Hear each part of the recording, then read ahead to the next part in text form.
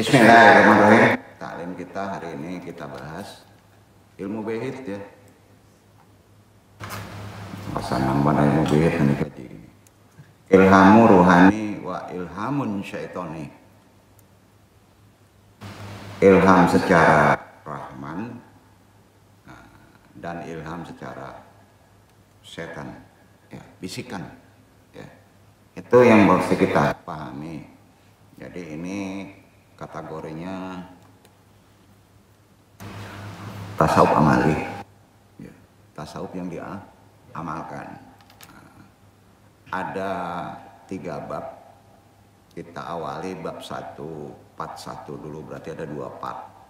Tolong seriusi kaji ini, ya. Siapa tahu awal dapat rahmat untuk memahami ilmu-ilmu ruhani secara kasyaf. Ya, ilham itu bisikan, ya. Kalau kita dikasih bonus, insya Allah bisa menterapi orang. Ilmu ini kita pahami aja dulu ya. Perkara kita mendapatkan sesuatu rahmat itu urusan Allah kan. Jangan diniatkan, ya. Karena Allah yang tahu. Ya. Langsung saja ke tajuk risalah. Assalamualaikum warahmatullahi wabarakatuh. Waalaikumsalam warahmatullahi wabarakatuh. Kita kuatkan kembali sebelum bertolebul ilmi keislaman dinul Islam kita dengan syahadatain, sholawat, istighfar, talqin zikir, wirid doa. Semuanya ditujukan hanya kepada Allah. Sama-sama kita lafazkan. Asyhadu alla ilaha illallah wa asyhadu anna Muhammadur Rasulullah. Shalawat ummi. Allahumma sholli ala sayyidina Muhammadin nabiyyi ummi wa ala alihi wa sahbihi wa sallim. Istighfar. Astaghfirullahaladzim. Astaghfirullahaladzim. Astaghfirullahaladzim. Doa marifat. Ilahi anta maksudi warid loka matlubi atini mahabbataka wa ma'rifataka. Toharu 3 kali. La ilaha illallah. La ilaha illallah. La ilaha illallah. Nafi isbat. La ilaha illallah. La ilaha illallah, la ilaha illallah, la ilaha illallah, la ilaha illallah, la ilaha illallah, la ilaha illallah, la ilaha illallah Muhammadur Rasulullah. Abaruhi Nur Jawaharul Muhammadin khususan ilaruhi Muhammad Nabi Yunaga, wabil khusus hadiri al-mahdi Khalifatul Radin, wabil khusus arwahi juriyatihi, wa khususan arwahi muslimin mu'minin wa muslimin. Al-Fatihah. A'udzubillahi minasyaitonir rajim. Bismillahirrahmanirrahim. Alhamdulillahirabbil alamin. Ar-Rahmanir Rahim. Maliki yaumiddin. Iyyaka na'budu wa iyyaka nasta'in. Ihdinas siratal mustaqim. Siratal ladzina an'amta 'alaihim ghairil maghdubi 'alaihim waladdallin. Allahumma ahyina 'alal Islam wa amitna 'ala sunnah. Allahumma anta rabbi la ilaha illa anta khalaqtani wa ana abduka wa ala ahdika wa wadika masata'tu a'udzubika min syarri ma sana'tu abu laka bi ni'matika alayya wa abu dzanbi faghfirli fa innahu la yaghfiru dzunuba illa anta. Allahumma ya qadiyal hajat, Allahumma ya kafiyal muhimmat, Allahumma ya dafiyal baliyat, Allahumma ya rafi'ud darajat, Allahumma ya syafi'al amrad, Allahumma ya mujibad da'wat, Allahumma ya arhamar rahimin.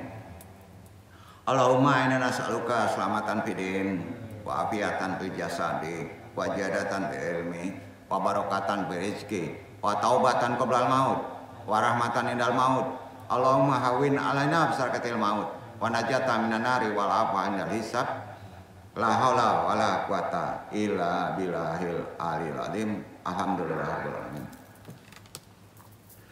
Jazakumullah khairan katsira. Alhamdulillahirabbil alamin. Na ilahil ma'hud wa sholatu wassalamu li ayasiri hayatil wujud wa ashabil ajami li kulli mawjud. Sholatan tutafi qulubinal iman wa biha biyunal Qur'an wa biha biyunal Qur'an wa biha biyunal Qur'an. Katubahi umu ayat wa tuhalana biha nurul jannat wa nurul nai wa nurul jajari ila wajikal karim. Subhanaka ilmalana ilama alam tanah inaka antal alimul hakim. Rabbi syari sadri wa yasiri amri wa quludatam lisani ya qahu qali. Ya Allah, ya Rabb, lapangkanlah untukku dadaku, mudahkanlah untukku urusanku, uraikan simpul pengikat ini baik pentaklim maupun yang ditalimi agar bisa memahami taklim ini dan Allah meridhoinya. Alhamdulillahirabbil. Alhamdulillah hari ini kita masih bisa diberi waktu untuk datang ke majelis ini bertolibul ilmi. Alhamdulillah alladzi khalaqal insana min tinin wa asyana suratahu bainal alamin wa ja'ala lahul qalba wal aqla wal layina aina nikmatan azimatan la tu'adu wala tusyad wa yus'alu anna yaumaddin. Asyhadu alla ilaha illallah wahdahu la syarikalah ilahun rahimun karimun mubinun. Wa asyhadu anna Muhammadan abduhu wa rasuluh shadiqul wadil amin. Allahumma sholli wa sallim wa barik ala sayyidina Muhammadin wa ala alihi wa sahbihi ajmaina. Amma ba'du. Fa ya ayyuhal muslimun usikum wa ya bi taqwallah wa qad qala ya ayyuhan nas kullu mimma fil ardi halalan thayyiban wala tabi'i kututis syaitini ainaha lakum aduwa mubinun. Segala puji tentu bagi Allah yang telah menciptakan kita dari tanah. Ada yang dari emas? Nggak ada ya, semua dari tanah ya. Maka dari tanah ada obatnya kalau sakit ya. Lalu menyempurnakan bentuk kita di alam ini Disempurnakan jadi seperti begini. Kalau nggak disempurnakan ya jadi tembikar ya, betul kan? Nah, bersyukur ya. Dan menjadikan bagi kita ditambah. Kita ini dikasih, udah sempurna badannya bisa hidup. Kalau nggak disempurnakan, kalau nggak ditambah ini sama dengan wow, sama dengan binatang ya. Ditambah apa? Hati, akal, dua mata. Suatu nikmat besar yang tidak dapat dihitung jumlahnya dan tidak dapat dihitung lagi. Karena itu hal yang dititipi tadi minta dipertanggungjawabkan nanti di alam selanjutnya. Sampai ya. Untuk apa menggunakan mata? Untuk apa kamu menggunakan tangan? Untuk gelek. Ah, dipancung nanti. Tahu gelek? Mabuk. Hati-hati, matok itu untuk hati-hati. Kalau ndak sakit, itu makanya nungruat. Betul dah, ditalkin. Dah bahan dong ngaji macam kau, nongengean kan? Ya kan? Jadi Allah itu maha pengasih dan maha penyayang, maha pemurah, maha petunjuk. Dan kita mesti bersaksi bahwa Muhammad adalah hamba, idola kita, utusan kita. Idola kita bukan artis, bro. Bukan pula presiden. Idola kita siapa? Rasulullah SAW. Contoh beliau. Menepati janjinya, dapat dipercaya, syidik. Ya Allah, limpahkanlah selawat, salam kepada junjungan kita Nabi besar Muhammad SAW. Sering selawat di kehidupan yang serba susah ini. Tambah beserta sahabat keluarganya dan seluruh sahabatnya. Maka kita sebagai umat Islam, Andung berpesan semuanya tetap bertakwa kepada Allah walaupun dalam keadaan hidup susah. Karena Allah berfirman, hai manusia, takwa itu termasuk makanlah dari apapun yang halal dan baik. Halal tapi nggak baik, supermi nggak baik tuh. Halal, yang makan ini bengkak-bengkak makan supermi ini. Ya. Mada juga kan. Halal tapi nggak baik. KFC halal ya, halal haram belum tentu. Cara buatnya gimana? Cara motongnya gimana? Ya kan? Nah, makanya hati-hati. Itu termasuk yang bertakwa, menjaga makanan yang halal dan thayyib. Halalan thayyibah yang ada di bumi ini. Jangan kamu mengikuti jejak setan. Ya. Karena setan sesungguhnya makhluk penggoda yang paling nyata. Yang paling nyata setannya siapa? Manusia. Maka setan itu sifat.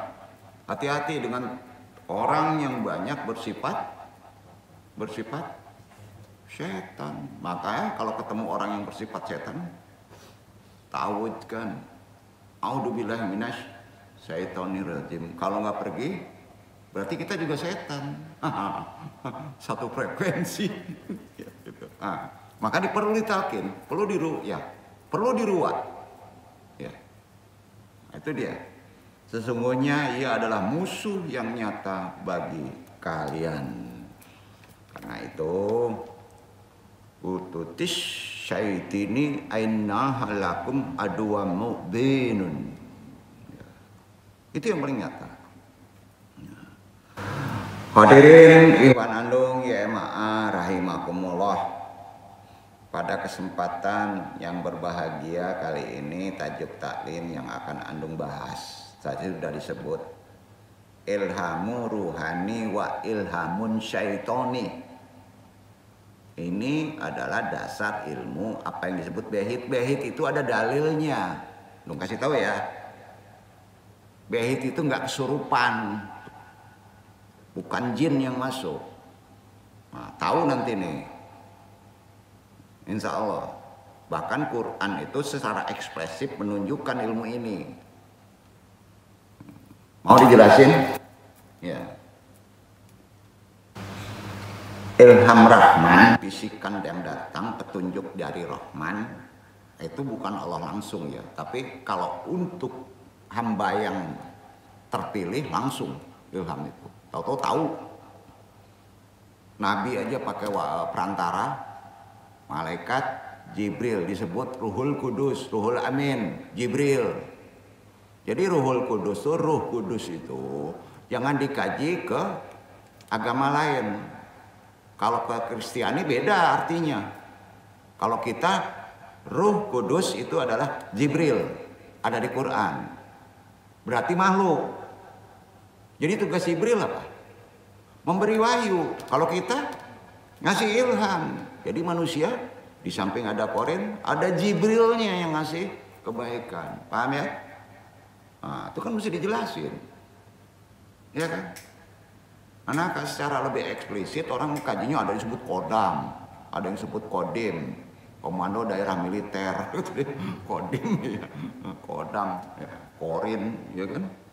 Ya. Nggak mungkin Allah ngasih hal yang jelek kalau tidak diimbangi dengan yang baik, nggak mungkin.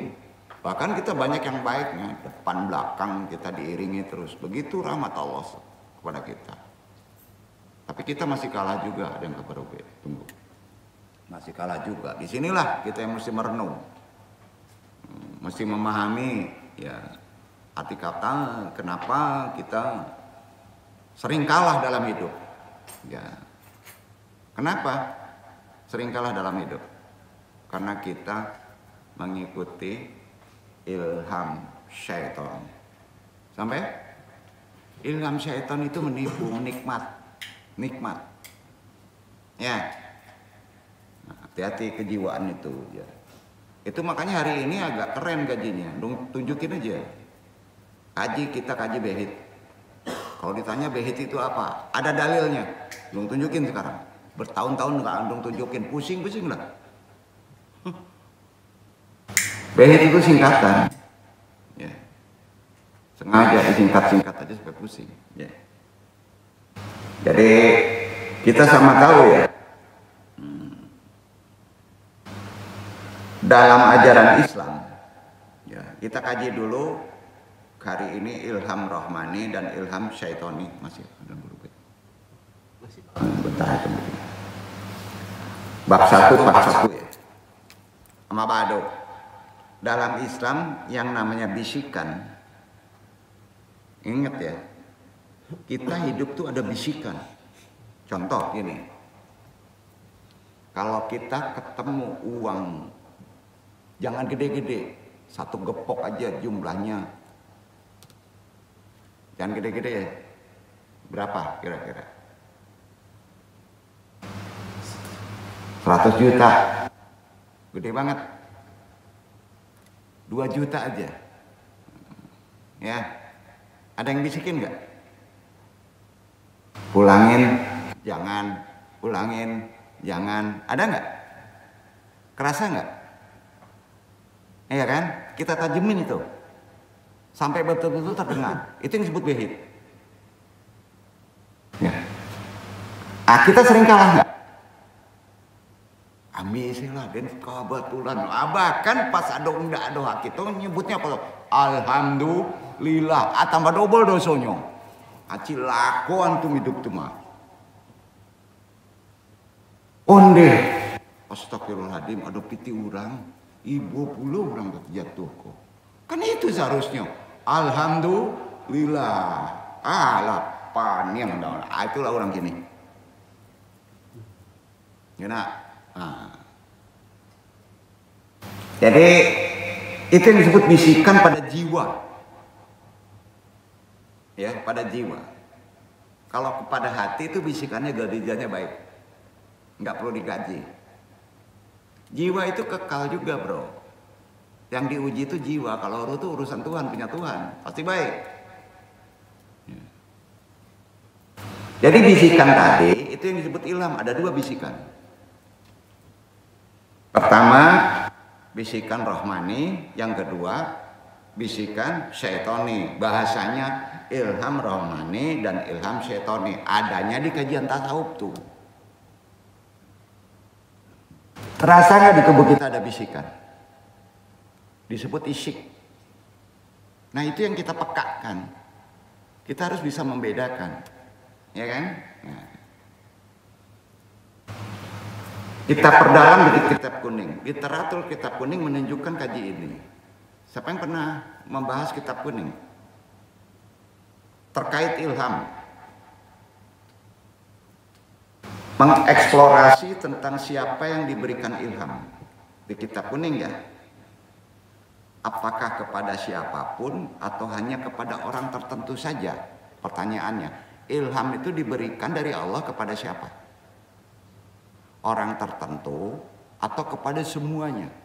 Kepada semua. Nabi, orang cingkaha, bahkan ke binatang dikasih ilham. Ada di Quran. Lebah. Bener gak? Ilham itu di atasnya wahyu. Ya. Wahyu khusus. Diberikan wahyu hanya kepada pilihan Allah, Nabi dan Rasul. Diberikan ilham kepada seluruh makhluk. Kaya, miskin, ulama, enggak ulama, anggota dewan, presiden, koruptor, ya. Nah, dapat ilham tuh. Ya. Binatang juga dapat ilham. Ya, itu yang disebut bisikan. Ya. Perantara ilham itu ada perantaranya. Di wong Nabi aja dikasih wahyu ada perantara. Ya. Ya, perantara itu adalah guru-guru ruhani behit. Kalau di siko anduang, pamanu. Duduk. Cari itu. Karena manusia ada perantara ilhamnya. Itu kalau ingin dalamnya baca di literatur kitab kuning. Ya. Itu dia. Nanti kitab khususnya jelasin. Kalau nggak ada, kemari. Jangan dibuat tesis, pusing nanti dosennya tuh, pengujinya. Pusing dia. Dia sendiri akan baru tahu itu. Nah, kita bahas sekarang ya. Nah. Jadi, apakah kepada siapapun atau hanya kepada orang tertentu saja perkara ilham ini? Kepada semuanya, termasuk binatang. Ya. Jadi menjelaskan kalau perkara ilham bisa ditujukan kepada siapapun. Itu di literatur kitab kuning. Apakah ulama kepada ide, berkarya, seniman, intelektual diberi ilham? Maka disebut ide. Betul kan? Ide bisa diikhtiari, ilham enggak. Ahli dia melukis, enggak dapat ilham nggak bisa melukis. Benar enggak? Iya kan? Nah. Orang seniman begitu tuh, nunggu apa? Inspirasi gitu kan? Nah, ya. Tapi ingat ada ilham jelek, ya. Bisa disebut inspirasi, juga bisa disebut ilham. Ilham dalam bahasa Arab nggak jauh beda maknanya dengan pengertian dalam bahasa Indonesia, yaitu bisikan di kolbu, ya. Sama, bisikan kolbu itu adalah ilham. Kalau orang Jawa menyebutnya apa? Manunggu wangsit.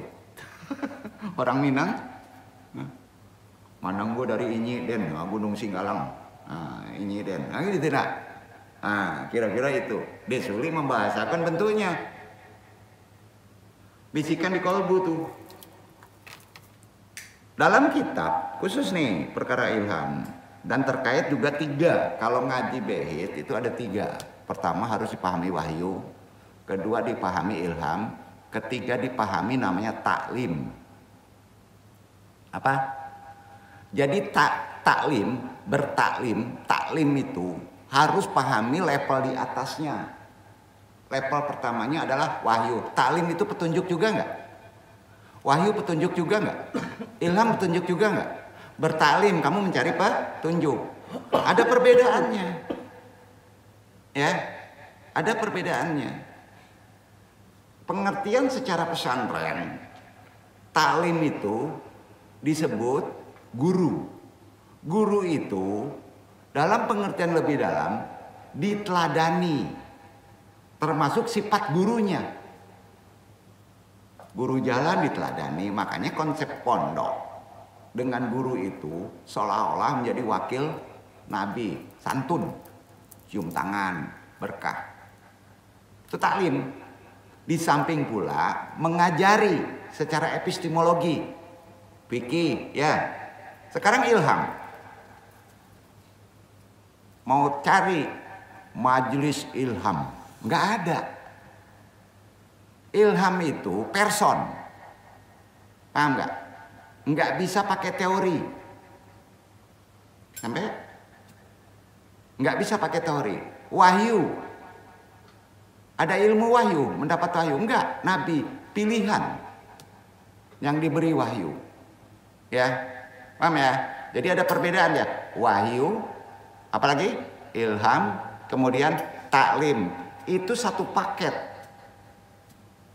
tidak boleh dipisahkan tuh, memahami ilmu-ilmu ruhani, ya, sampai ya. Nah, dalam kitab Madarij Asy-Syalikin,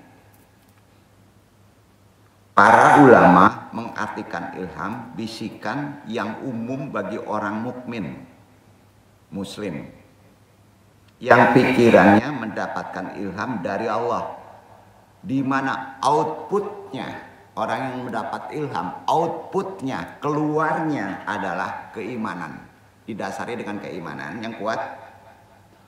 Lawan dari kata ilham apa? Was-was. Kalau iman, hakul yakin, tenang. Kalau masih ragu, berarti antum masih ada kontaminasi ilham syaitoni. Was-was. Jadi kita bisa mengetes sendiri. Gampo tadi, mati deh. Ah, berarti setan tuh nama bisikannya. Duduk gak? Ya, jadi kita bisa ngukur tuh. Ya, ngukur di situ. Itu masih bahasa umum. Ya, bisikan hati itu bisa juga membuat ragu untuk beribadah, ya, menjadi ragu. Dan untuk mengimaninya, itu yang disebut bisikan jelek. Sumbernya biasa dari asyaiton, sifat jelek. Al-aqalu wa al-hawa. Ya, bisikannya jelek itu. Jadi berdasarkan pemahaman ini, ilham selalu terkait dengan keimanan. Mungkin iman kepada Allah, mungkin kuat peka ilham antum. Sampai? Jadi mengkaji ilham itu harus melalui syariat. Nggak, peka ilham antum harus melalui ilmu apa? Dipersempit. Kuat akidah tauhidnya. Akidah tauhid ada berapa rukun?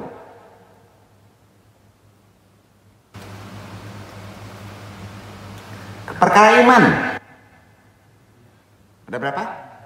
Rukun iman. Nah, udah paham ya?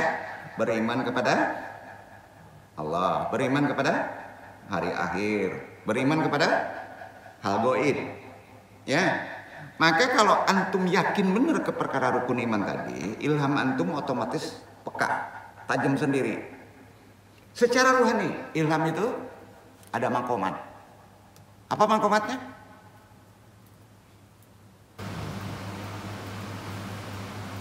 Aduh, Islam, iman, ihsan. Oh, itu rohani. Kalau antum sudah sampai di titik ihsan, maka sultan antum tinggi, bisa membedah badan orang dari jauh.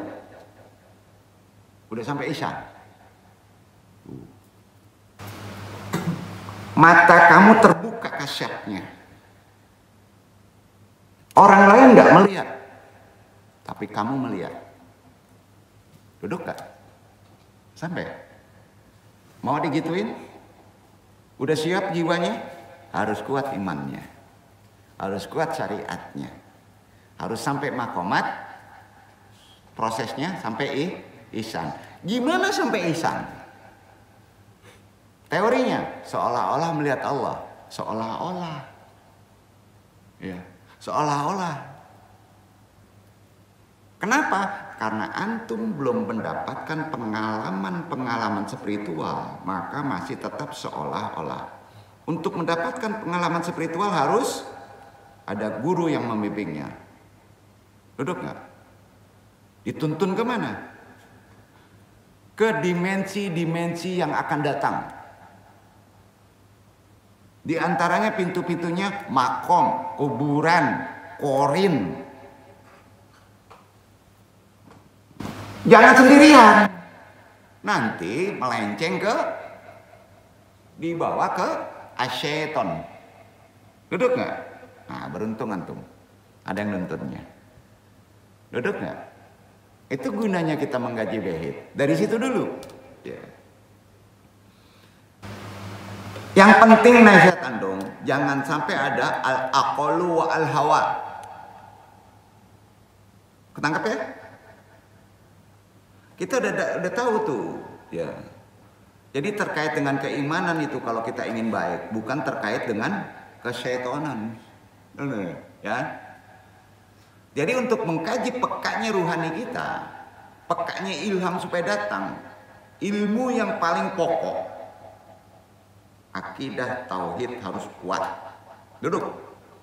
Bukan baca-baca, bukan ketalim, bukan. Kuatkan akidah. Bapak akidah Ibrahim, ada gurunya? Enggak ada. Dia mengamati sampai yakin Allah itu ada. Bukan karena matahari terbenam.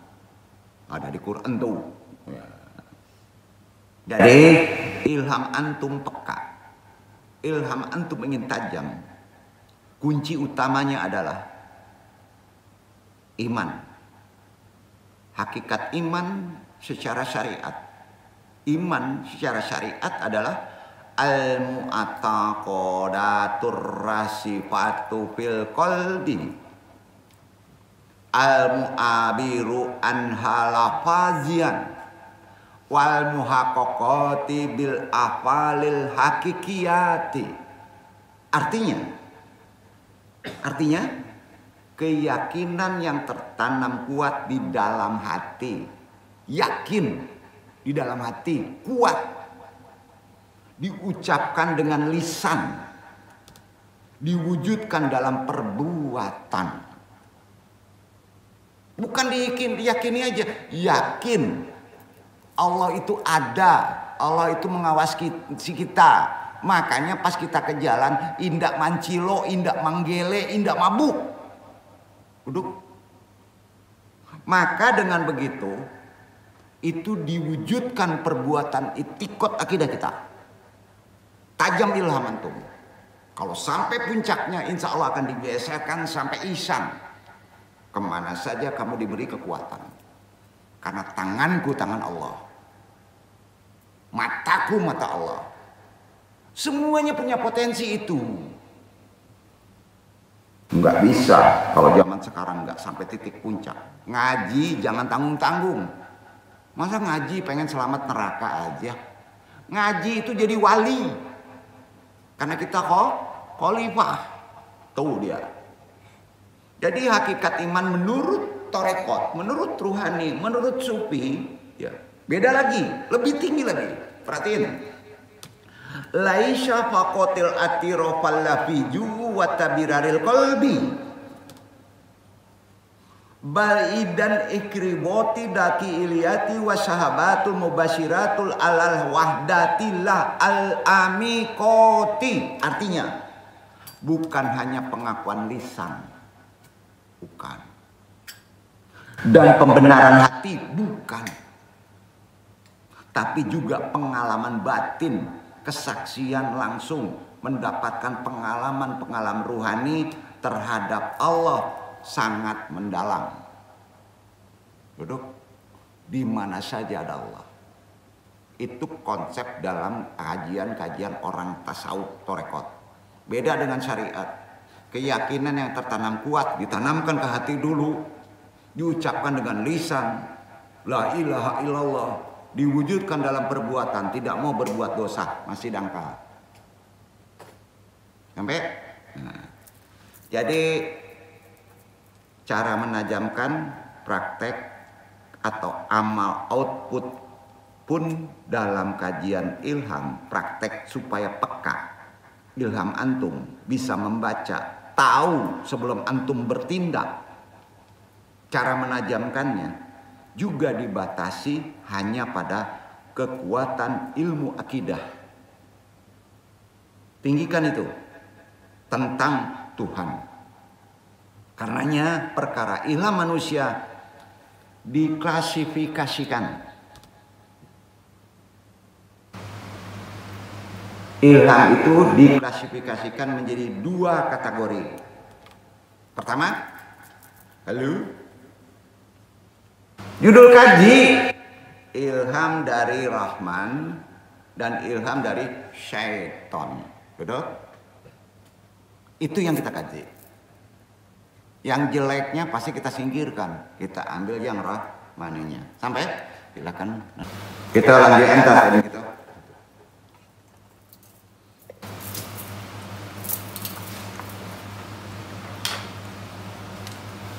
Jadi hakikat iman ada perbedaan secara syariat, secara tasawuf. Tadi sudah dijelas, atau secara sufi atau orang-orang yang bertarekat. Bukan hanya pengakuan lisan dan pembenaran hati, tapi juga pengalaman batin harus didapat dan kesaksian langsung terhadap keesaan Allah itu dari pengalaman batin didapatkannya. Ya, jelas di sini perlu penuntun seorang mursyid. Ya. Cara menajamkan praktek atau amal, outputnya sudah jelas dibatasi hanya kepada ilmu akidah. Jadi seorang harus paham akidah ketuhanan kita jelas esa. Karenanya perkara ilham manusia itu terbagi menjadi 2 kategori. Ilham rohmani dan ilham syaitani. Ya, itu dasar daripada kita memahami ilmu kuno yang disebut ilmu behit. Ya. Nah, nanti tunjukkan sandaran dalilnya. Masih ada yang memprediksi aneh-aneh. Kaji Desiko gurunya jin muslim katanya. Apaan yang andong lah kacau. Nggak ngerti atribut tubuh itu ya. Jiwa itu kekal. Ya. Jiwa itu kekal, jiwa itu mudah terkontaminasi. Ya. Kalau jiwa terkebiri dengan yang disebut ilham syaitani, maka itu disebut kesurupan. Udah gak? Itu yang kesurupan. Ilham rohmani kita bahas. Itu diartikan sebagai bisikan hati atau kolbu. Jadi di kolbu kita ada bisikan. Yang jelas bisikan itu sering bekerja waktu dalam keadaan kesadaran pikiran gak ada. Kapan? Lalo. Mimpi itu. Maka mimpi itu kalau di Nabi bisa jadi wahyu. Kalau orang soleh bisa jadi petunjuk, isyarat untuk melakukan kebaikan, menghindari kejelekan, isyarat. Ya. Jadi dengan begitu, bisikan kolbu itu menghasilkan, membuahkan pada ibadah ketaatan pada Allah. Jadi ilham ruhani itu jalan cepat menghasilkan orang soleh. Bisa jadi jalan tercepat karena kita mendalami, menguatkan akidah tauhid kita. Ya. Sedangkan ilham syaitani diartikan sebagai bisikan hati yang membuahkan sikap menentang wahyu dan meninggalkan ujungnya ibadah-ibadah. Betul? Itu dia kebalikannya. Itu secara Islam dalam konsep tasawuf disebut ma'alimun at-tariqi ilallah. Itu dia.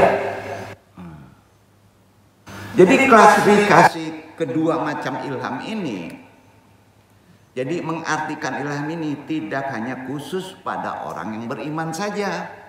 Ilham diberikan juga kepada orang yang tidak beriman, tapi ilhamnya lain. Ya, betul? Setan makhluk Allah juga. Ilham rohani, perantaranya makhluk Allah juga. Jibril. Paham itu? Ruhul Kudus. Ruhul Kudus itu jangan dikaji ke kajian lain agama kita, maka ceritanya beda, Trinitas. Duduk nggak? Nah, tuh. Jadi ilham dia tidak khusus kepada orang beriman saja. Ilham juga diberikan kepada apa? Lebah, binatang. Bisa buat sarang bagus banget. Bener kan? Arsitektur paling indah itu yaitu lebah tadi. Punya akal nggak? Punya pikiran nggak? Enggak kan? Tapi juga pada manusia secara umum ilham didapatkan. Outputnya tidak hanya keimanan, tapi juga bisa jadi berupa kekufuran kalau tidak beriman. Ilham setan pasti datangnya ke kekufuran, yaitu yang dihasilkan dari ilham syaitani. Pengaruh ilham pada diri manusia mencakup 3 hal. Kalau kita menajami ilham, pengaruhnya, reaksi di manusia itu ada 3. 1, mendapat ilmu. Kedua, amalnya baik. Dan ketiga, mendapat amal, bukan baik. Bisa amal baik, bisa amal buruk. Tergantung dari ilhamnya. Ya. Yang ketiga, keinginan. Itu manfaat kita ilham. Pertama apa? Ilmu. Kedua, amal. Ketiga, keinginan. Ada orang ilmunya tinggi, keinginannya nggak ada, jalan nggak ilmunya? Diamalkan nggak? Nggak jalan. Iya kan? Nah, jadi di sini yang perlu Anung jelaskan dulu. Karena itu ilham, menurut Imam Al-Ghazali, Hujatul Islam tuh, Ahlul Filsafat, seorang sufi, dibuat bukunya. Menurut beliau bisa menjadi salah satu jalan atau torekot. Torekot itu jalan yang cepat menghasilkan ilmu orang soleh. Itu kata Al-Ghazali. Makanya dulu nggak ada universitas, orangnya menjadi pinter karena dapat ilmu. Betul? Enggak? Ini diistilahkan dalam tasawuf dengan Al-Ghazali menyebutnya kasyaf dan musyahadah. Itu ilham. Kasyaf itu terbuka. Ya. Nah. Ini bukan kategori ta'alum. Ilham itu bukan kategori ta'alum. Tahu nggak ta'alum artinya? Ta'alum. Ta'alum dalam bahasa Arab berarti belajar menuntut ilmu. Bukan cara didapatkannya dengan menuntut ilmu ilham itu.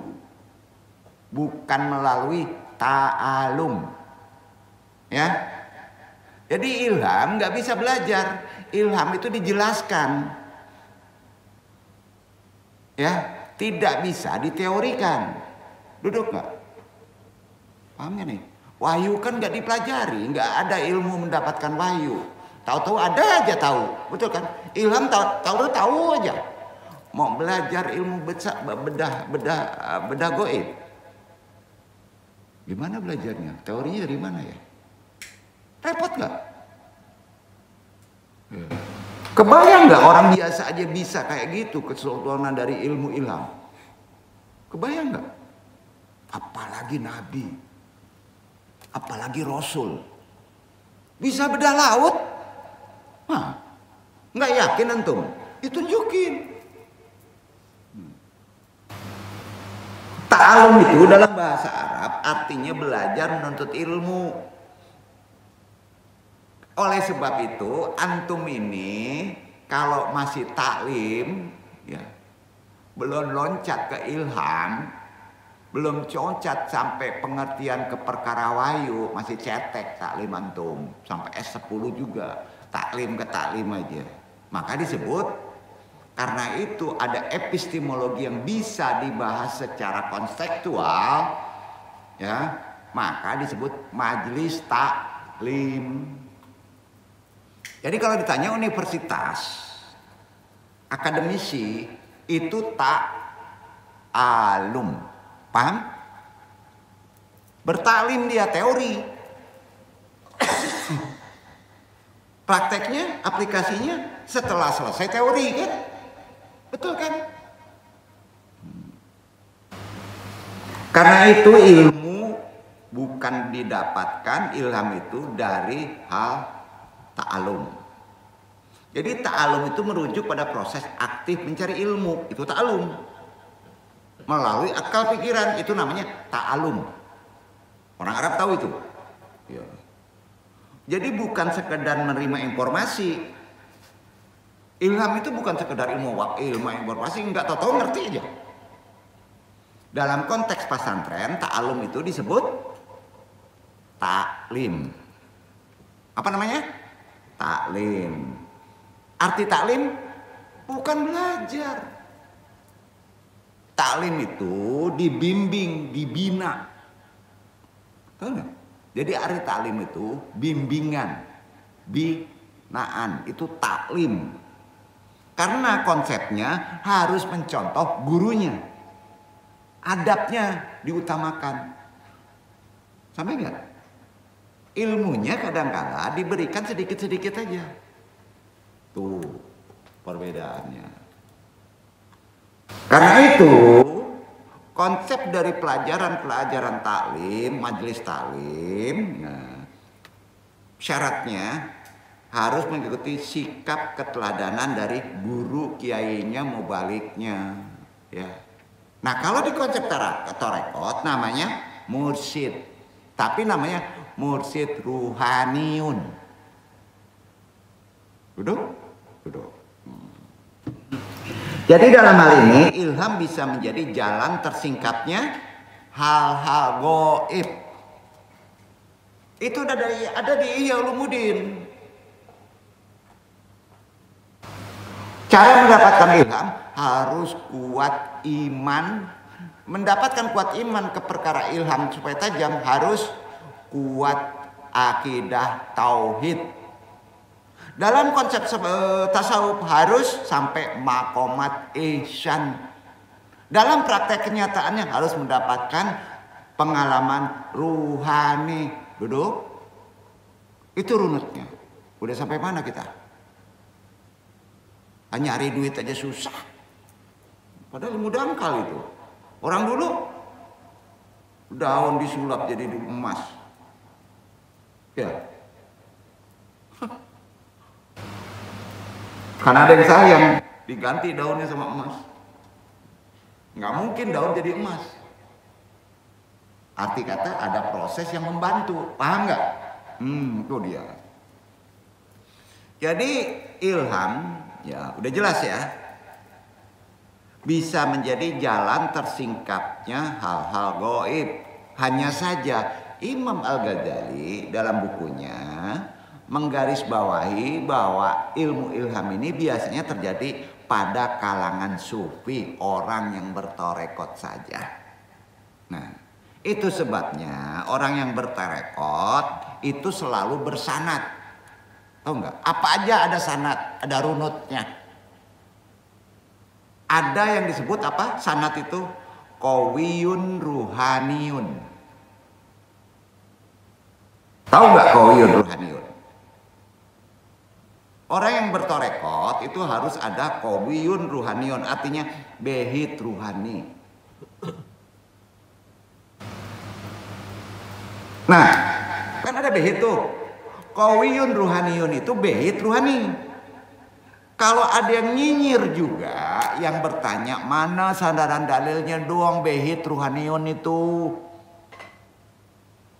Nabi Muhammad SAW bersabda, hadis syahih. Nih sabdanya. Innal ruhul kudusu yahmis fi ruhi. Sesungguhnya Ruh Kudus membisikkan jiwaku. Duduk.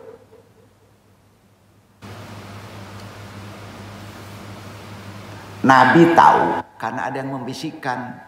Yang membisikkan itu namanya Ruhul Kudus. Ruhul Kudus itu siapa? Siapa? malaikat Jibril, Nabi. Kalau kita wallahu alam.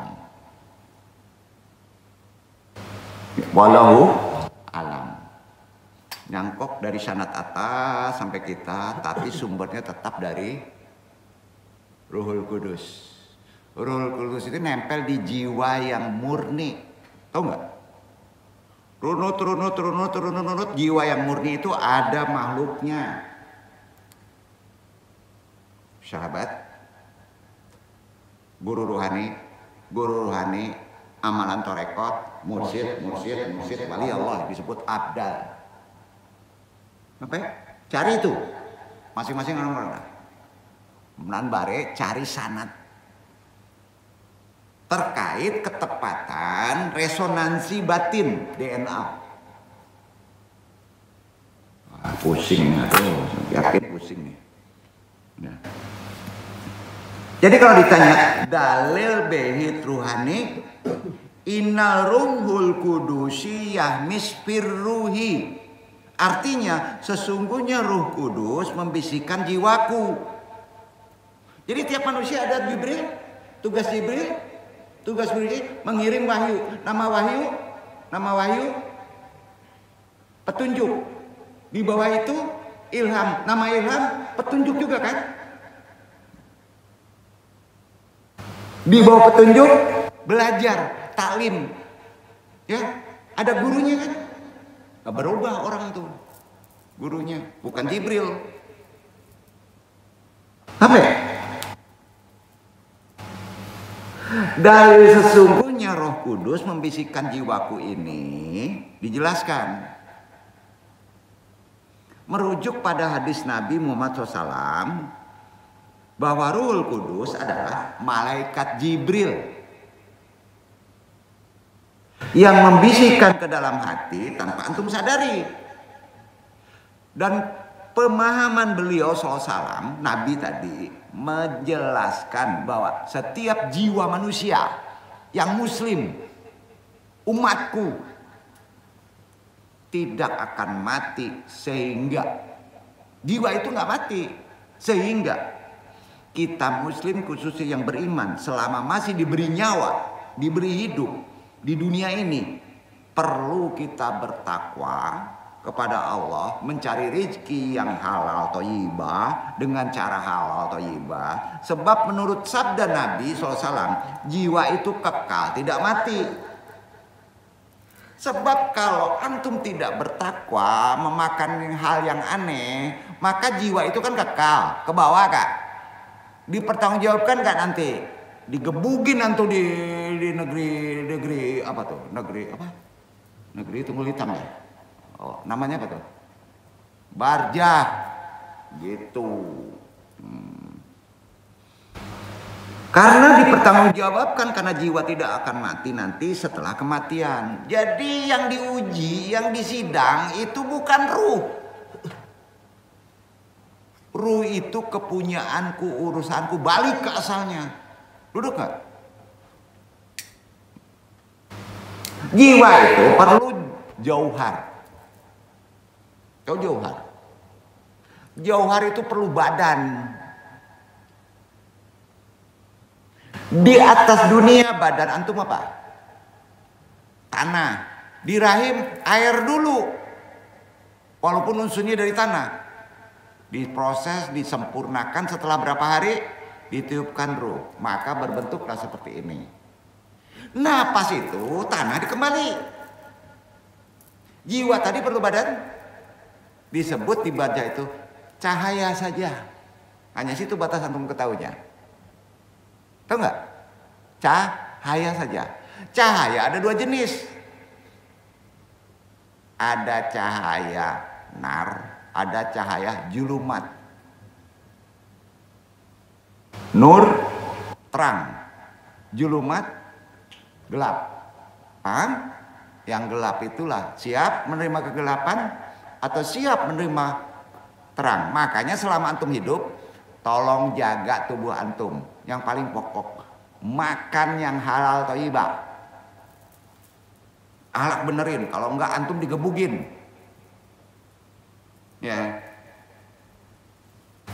Karena jiwa tidak akan mati. Nah.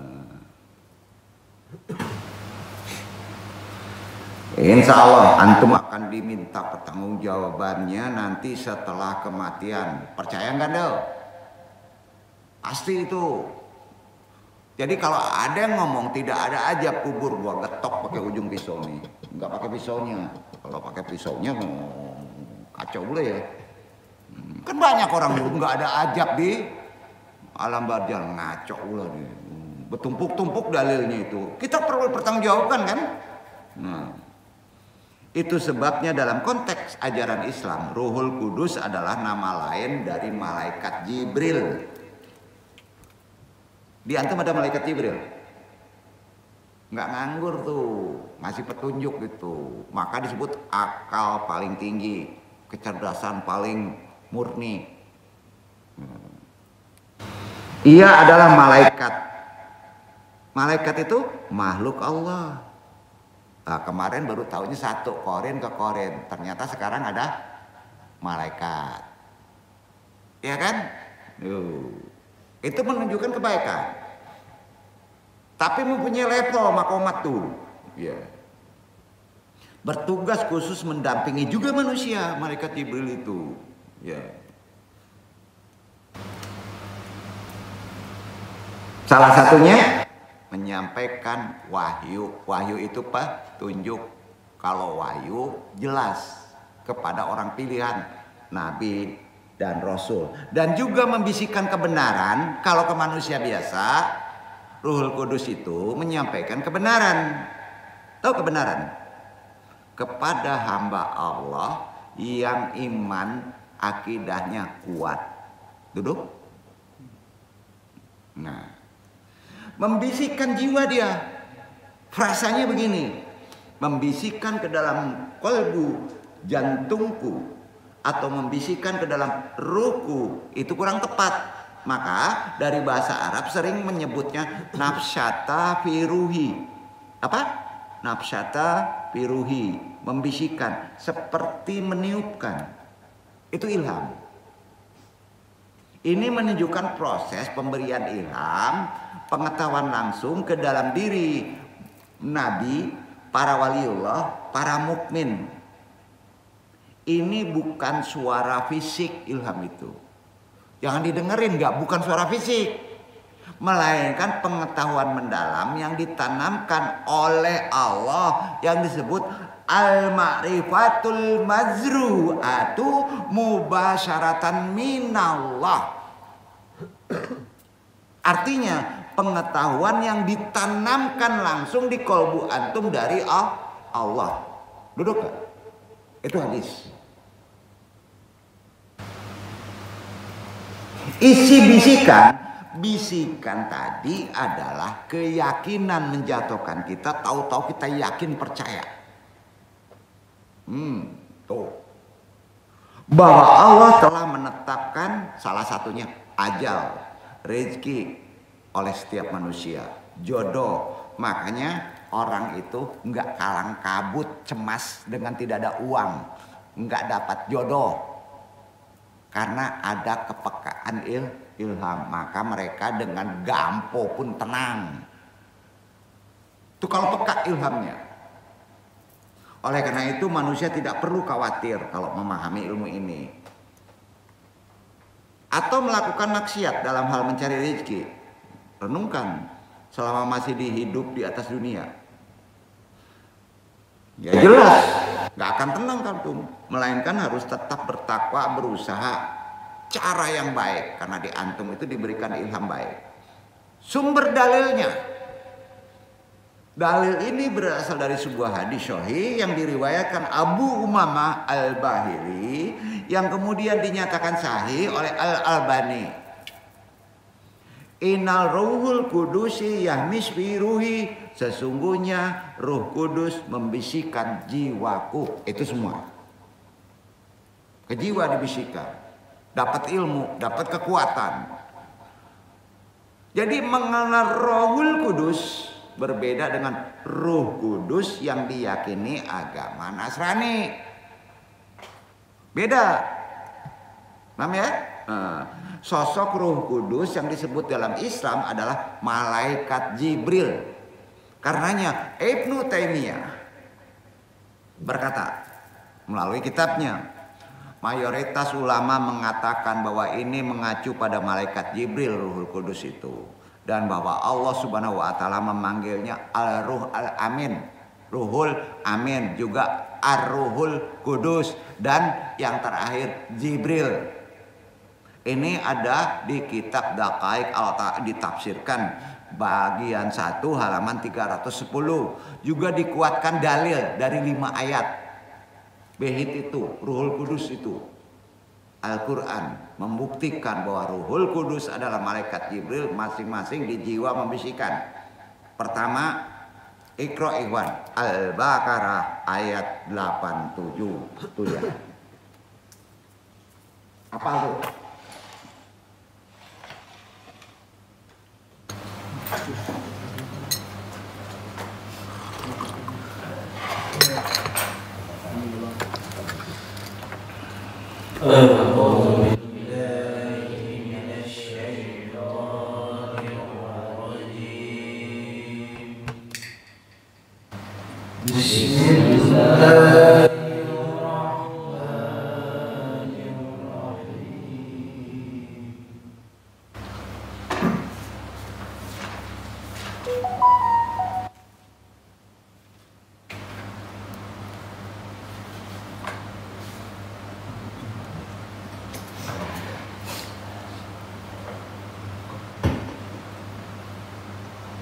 Wala qad ataina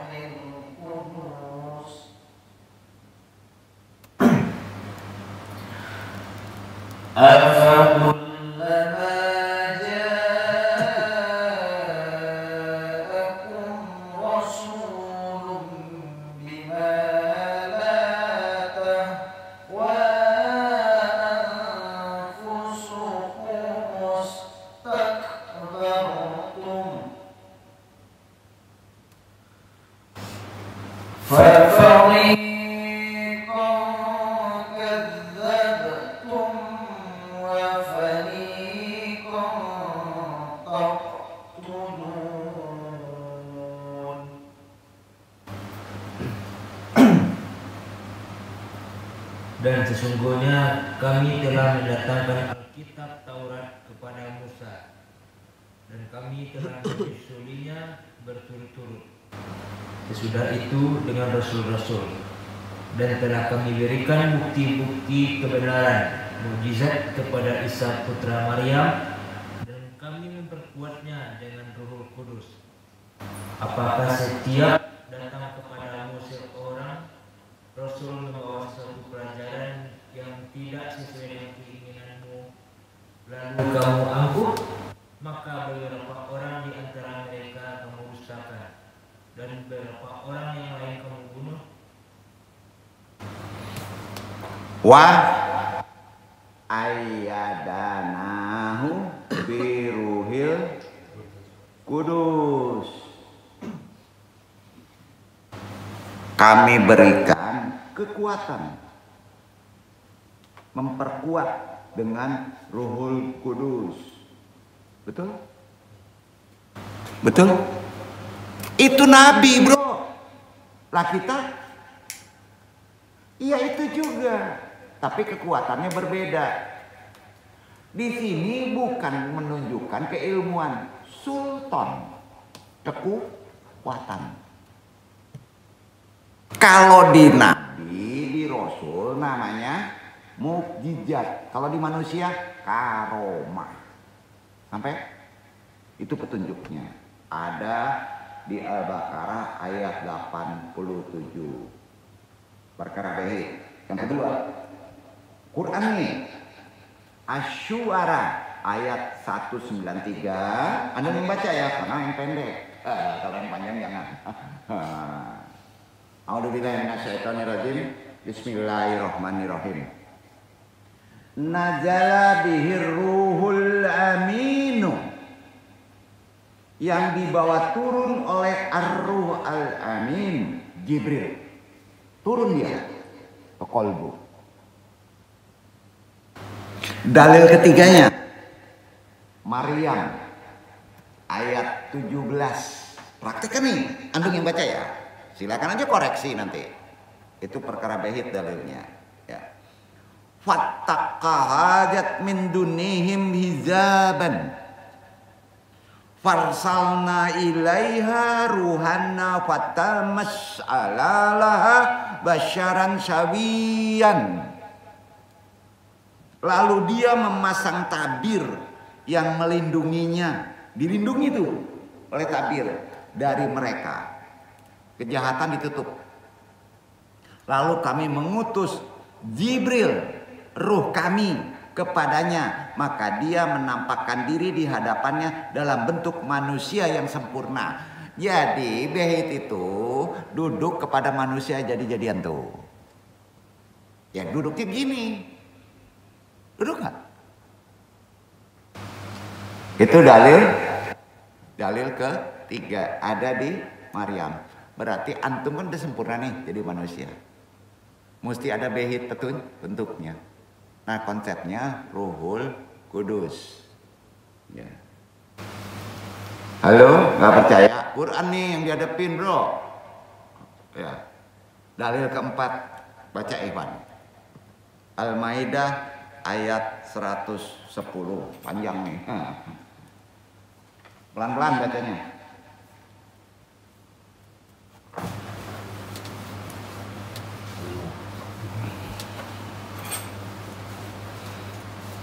Jikalallahu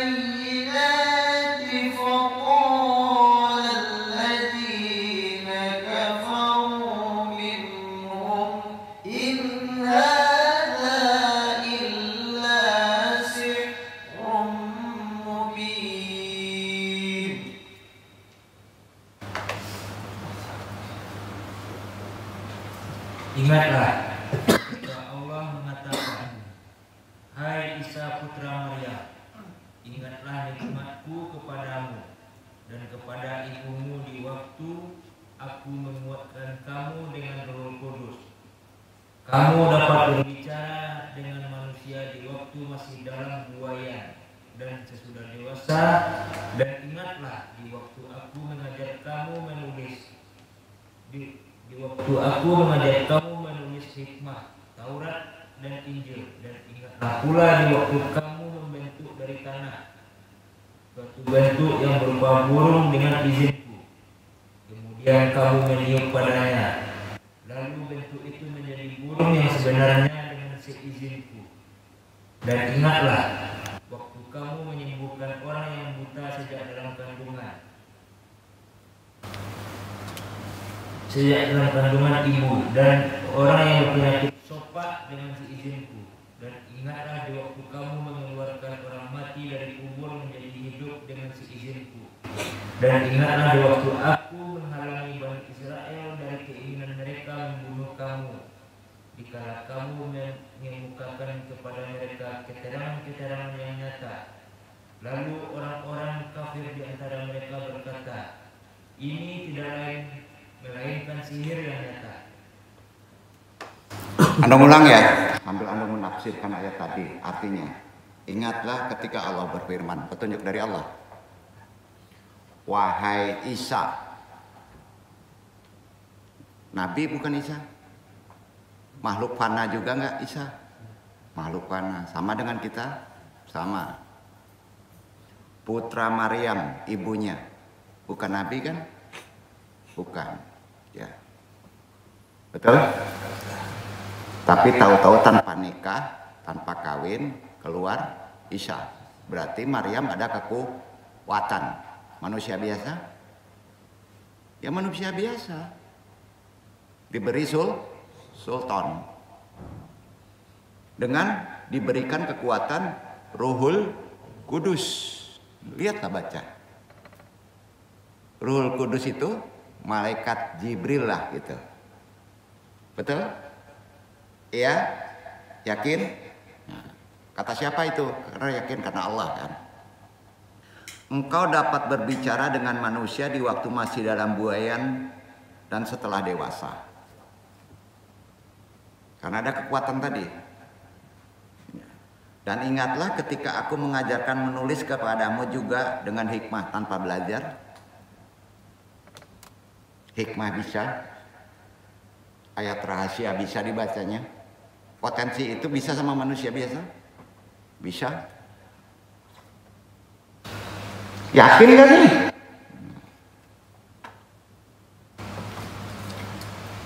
Taurat, Injil bisa dibaca.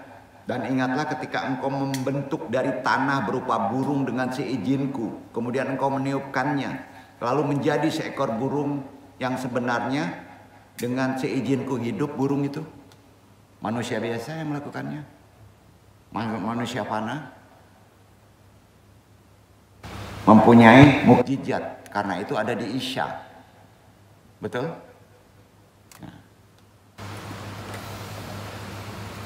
Dan ingatlah ketika engkau menyembuhkan orang buta sejak lahir dan orang berpenyakit kusta dengan izinku sembuh. Nabi Isa. Kata Allah. Itu mukjizat karena ada di Nabi. Betul? Kalau di kita namanya karomah. Tentu derajat kekuatannya lebih rendah dari itu. Betul? Betul? Berarti potensi antum ada? Ada. Ketika engkau menyembuhkan orang buta sejak lahir, orang berpenyakit kusta dengan izin Allah tuh. Dan ingatlah ketika engkau mengeluarkan orang mati dari kubur menjadi hidup dengan seizinku. Itu mukjizat ada di Nabi. Kalau di manusia mungkin di bawah itu. Nggak bisa ngidupin orang mati karena kita bukan Rasul dan Nabi.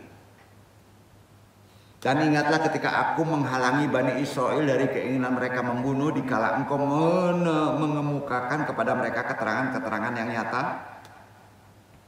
Nggak bisa dibunuh karena ada Ruhul Kudus, kekuatan. Lalu orang-orang kafir di antara mereka menganggap ilmu yang aneh bedah itu sihir. Ayo. Gimana tuh? Ada ilmu behit? Bisa alam manusia biasa? Ada bukti? Antum yang tahu. Ini tidak lain hanyalah sihir yang nyata. Ada kejadian orang zaman sekarang begitu? Banyak. Banyak gak? Kok antum berang-berang? Ada pulun bahasa bisi itu ini sakit hati andong gue nyuruh. Bener. Anda menyampaikan berdasarkan firman. Dalil kelima. 5 dalil anu tunjukkan dari Allah semuanya. Al-Baqarah 253 Iqra Iqban. Itu dia dalilnya.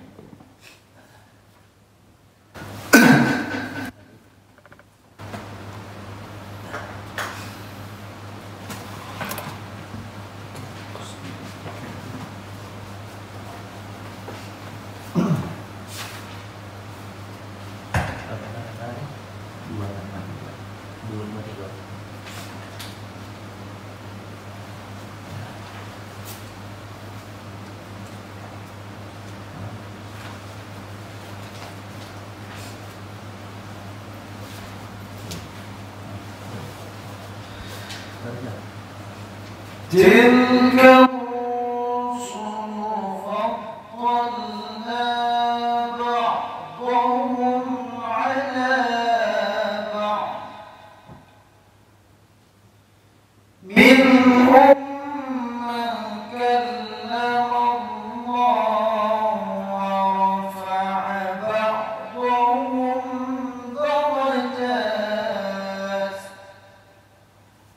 وآتينا عيسى ابن مريم البينات وأيدناه بروح القدس